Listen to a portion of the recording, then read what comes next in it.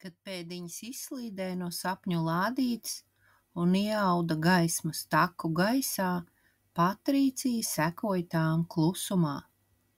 Taka veda viņu prom no mirdzošās pļavas, dziļāk mežā, kur koki auga tuvāk cits citam un gaisma knapi skāra zemi.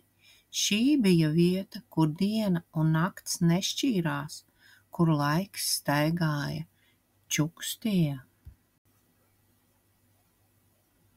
Viņa nekad nebija bijusi tik tālu, tumšajā mežā, bet pēdiņas nebija biedējošas, tās raustījās viegli kā smiekli, un to gaisma vienmēr bija siltāka par ēnām.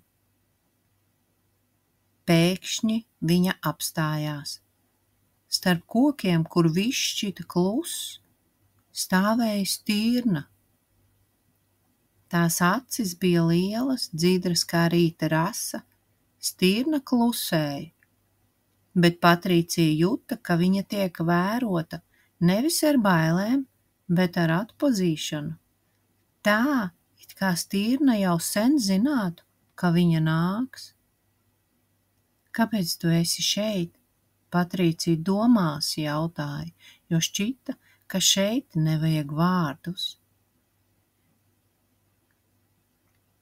Stirna nolieca galvu un aizgāja pa taciņu. Tā bija parādījusies kā no nekurienes. Pēdiņas sekoja, Patricija bez vārdiem saprata, viņai jāiet līdzi. Viņas gāja cauri mežam, līdz stirna apstājās pie veca koka, kurš bija dobs, bet stāvs kā tornis. Stirna pieskārās ar pieri koka mizai, un tā atvēra spraugu. Koka dobumā sprauga kļuva aizvien plašāka. Patricija vēroja, kā pēdiņas saminstinās un tad aicinoši ielidoja iekšā. Patricija viņām sekoja. Iekšā bija vēl viens sapņu lauks, bet šoreiz klusuma lauks. Tur viss bija maigs, mierīgs, pilns ar domām, kas vēl nebija izteiktas.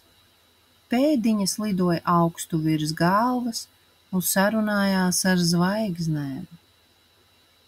Stirna atskatījās uz Patriciju un tad pazuda, izzūdot kā migla rītausmā, bet viņa atstāja aiz sevis vienu baltu matiņu un klusumu, kas mierināja vairāk kā vārdi.